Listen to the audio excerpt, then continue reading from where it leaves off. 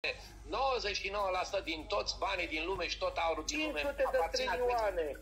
Dar mai sunt câțiva magnați, 6 magnați ai pământului care conduc treaba asta și conduc mass media, conduc toate treburile astea. Da, corect. Sunt 6 magnați care sunt, într-adevăr, care ei toți sunt conduși de BlackRock și Vanguard, pentru că ăștia sunt cei care sunt, da? Dar atenție, sunt 13 familii în vârful piramidei. Cele 13 care sunt Illuminati. Cele 13 familii se subordonează în subordonare directă Vaticanului. Vaticanul este condus de către Papa Negru, de către Pepe Orsini se numește. El este Papa Negru care stă în spatele Papei Alb, care Papa Alb deține totul. El vrea să-l instaureze, el vrea să le libereze pe Lucifer. El îi cântă în San Pietro, în Vatican, cântece de dragoste.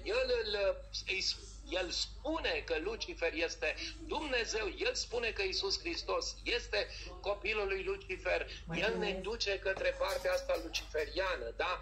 Pentru că dacă ne uităm, sala de primire de la Vatican este în formă de șarpe, în cap de șarpe, vedem tronul papal care este în spate, Iisus pe jumătate, cum îi iasă șarpele din cap, vedem toată chestia asta.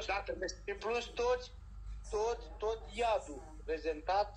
Corect, tot iadul. Corect, și atunci tu te gândești că ea este o religie, religia catolică, religiile sunt aduse de el, de diavolul acesta cu ochii roșii, de Satana, el aduce. Pe când noi, ortodoxi, ăsta este marele avantaj al nostru, de aceea nu ne iubește Occidentul, că noi suntem de-a lui Dumnezeu, noi suntem singurii, noi cu bulgarii care am rămas ortodoxi, pentru că rușii nu sunt cu noi. Nu, hai să spun, niciodată n-au fost, frate, de la țara răsoarelui răsare, din Japonia, de tot ce înseamnă ăștia, până ăștia au fost, să zice că arca lui noi aici a fost cusundată.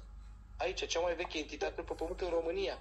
Da. Deci aici, cea mai veche, când vorbeau, înainte de că erau tragii, hiloții, ce naibii mai erau, tragi, hiloți, mai știu ce, când se vorbea cu țâțâvânt, ai înțeles? Aici a fost inventată și aici sunt pergamentele, băi, sumeriene.